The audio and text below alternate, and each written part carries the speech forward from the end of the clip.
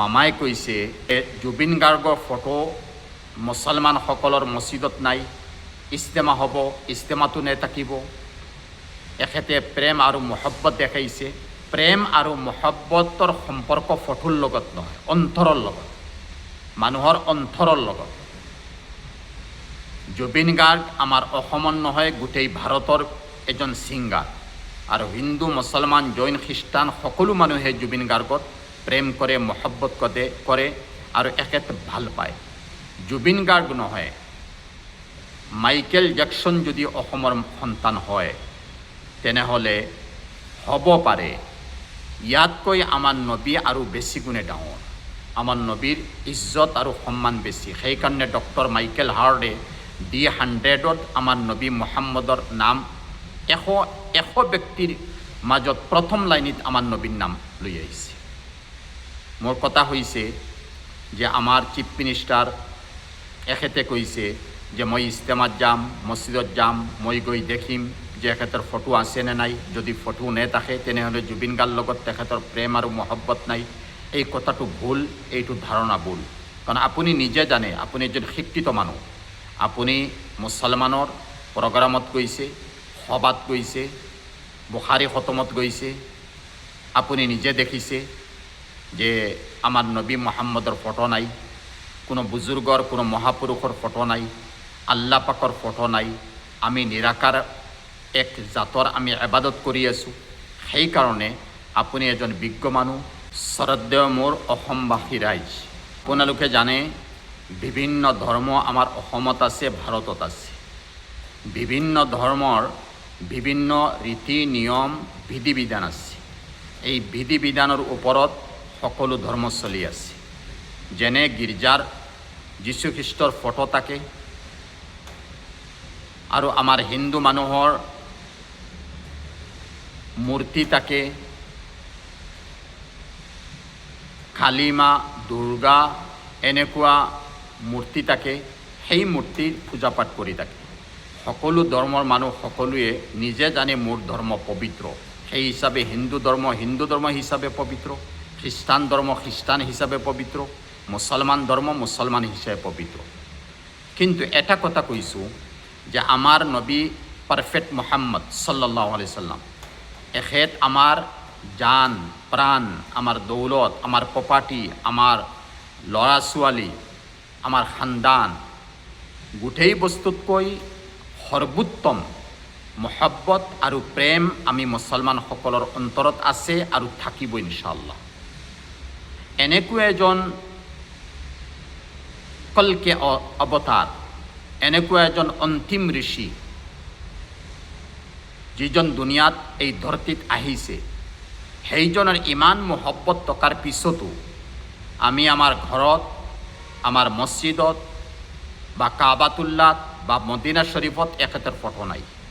আমাৰ ইছলামত নিষেধ আছে, আশাদ্দুন নাছে আযাবান ইয়াউমাল কিয়ামাতি আল মুছাৱ্ৱিৰুন, যিসকলৰ ফটো থাকিব বা যিসকলে ফটোগ্ৰাফী কৰিব, এখেতৰ কিয়ামতৰ দিন ভয়ানক শাস্তি হ'ব। সেই হিচাপত না আমাৰ নবীৰ আছে, না আমাৰ যিসকল মহাপুৰুষ গৈছে এখেতৰ আছে, না আল্লাহৰ কোনো ফটো আছে, কোনো আকৃতি নাই।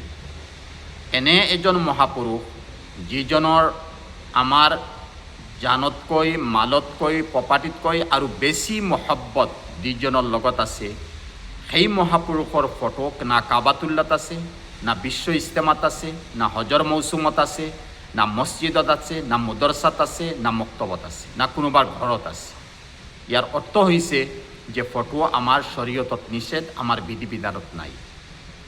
আপোনালোকৰ থাকিব পাৰে, বেলেগ ধৰ্মত থাকিব পাৰে, কিন্তু কথা সেইকাৰণে মই কৈছোঁ যে আমাৰ চিফ মিনিষ্টাৰ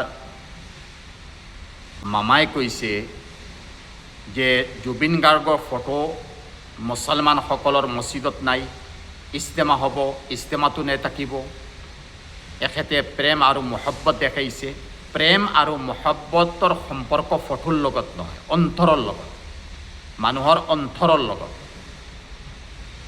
জুবিন গাৰ্গ আমাৰ অসমৰ নহয়, গোটেই ভাৰতৰ এজন ছিংগাৰ। আৰু হিন্দু, মুছলমান, জৈন, খ্ৰীষ্টান সকলো মানুহে জুবিন গাৰ্গত প্ৰেম কৰে, মহব্বত কৰে আৰু এখেত ভাল পায়। জুবিন গাৰ্গ নহয়, মাইকেল জেকচন যদি অসমৰ সন্তান হয়, তেনেহ'লে হ'ব পাৰে ইয়াতকৈ আমাৰ নবী আৰু বেছি গুণে ডাঙৰ। আমাৰ নবীৰ ইজ্জত আৰু সন্মান বেছি। সেইকাৰণে ডক্টৰ মাইকেল হাৰ্ডে D100ত আমাৰ নবী মুহাম্মদৰ নাম এশ ব্যক্তিৰ মাজত প্ৰথম লাইনত আমাৰ নবীৰ নাম লৈ আহিছে। মোৰ কথা হৈছে যে আমাৰ চিফ মিনিষ্টাৰ এখেতে কৈছে যে মই ইস্তেমাত যাম, মছজিদত যাম, মই গৈ দেখিম যে এখেতৰ ফটো আছেনে নাই। যদি ফটো নেথাকে তেনেহ'লে জুবিন গাৰ্গৰ লগত তেখেতৰ প্ৰেম আৰু মহব্বত নাই। এই কথাটো ভুল, এইটো ধাৰণা ভুল। কাৰণ আপুনি নিজে জানে, আপুনি এজন শিক্ষিত মানুহ, আপুনি মুছলমানৰ প্ৰগ্ৰামত গৈছে, সভাত গৈছে, বুখাৰী খতমত গৈছে, আপুনি নিজে দেখিছে যে আমাৰ নবী মুহাম্মদৰ ফটো নাই, কোনো বুজুৰ্গৰ, কোনো মহাপুৰুষৰ ফটো নাই, আল্লাহ পাকৰ ফটো নাই। আমি নিৰাকাৰ এক জাতৰ আমি ইবাদত কৰি আছোঁ। সেইকাৰণে আপুনি এজন বিজ্ঞ মানুহ, আমাৰ অসমৰ ৰজা হিচাপত আপুনি চলি আছে। আপুনি অলপ চিন্তা কৰিব লাগে যে মুছলমানৰ ওপৰত এই যে বদনাম আমি দি আছোঁ, এইটো আচলতে ঠিক নহয়। আপুনি ভালকৈ জানে যে মুছলমানে কোনো আকৃতি নেৰাখে, এখেতৰ ঘৰতো ফটো নেথাকে।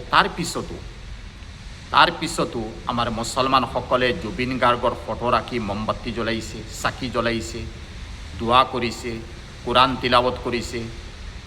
তাৰ পিছতো এইবোৰ আমাৰ বিধি বিধানত নাই, কিন্তু জুবিন গাৰ্গৰ লগত প্ৰেম মহব্বত থকাৰ কাৰণে এনেকুৱা কামো কৰিব পাৰিছে। সেইকাৰণে অলপ চিন্তা কৰি আমি চলিব লাগে। আৰু মুছলমানৰ ইস্তেমা, বিশ্ব ইস্তেমা ঢাকাত টংগীত হ'ব আৰু হৈ আছে। আপুনি নিজে গৈ দেখিব, মানুহক সুধিব, তাতো আমি নবী মুহাম্মদৰ ফটো নেথাকে, আল্লাহৰ আকৃতি নাই, নবীৰ কোনো ফটো নাই। নবীয়ে নিষেধ দিছে, বাধা দিছে। আমাৰ ইছলামৰ বিধি বিধান হিচাপে আমি চলিব লাগে। সেইকাৰণে আমাৰ অন্তৰত জুবিন গাৰ্গৰ মহব্বত, প্ৰেম আৰু ভালোবাসা আৰু মহব্বতটো আছে। আমি এনেকুৱা অন্তৰত ৰৈ চলি আছোঁ আৰু চলি থাকিম। আৰু জুবিন গাৰ্গৰ ইনচাফৰ আমি ইন্তজাৰ কৰি আছোঁ, আশা কৰিছোঁ আপুনি আমাৰ কথাখিনি বুজি পাইছে, অসমবাসীয়ে বুজি পাৰিব ইনশাল্লাহ। আৰু মুছলমানসকলে নিজৰ এবাদত বন্দেগী কি হিচাপত কৰিব লাগে আমি ইনশাল্লাহ কৰি আছোঁ। আমি গোটেই অসমবাসী, মুছলমান, হিন্দু সকলো মিলি আমি চলি আছোঁ আৰু সকলো ধৰ্ম বৰ্ণ নিৰ্বিশেষে আমি অসমত বসবাস কৰি আছোঁ। এই হিচাপত আমি বসবাস কৰি থাকিম, শান্তিৰ জীৱন আমি চলিব পাৰোঁ, এই আশা কৰি মই মোৰ কথাখিনি শেষ কৰিছোঁ।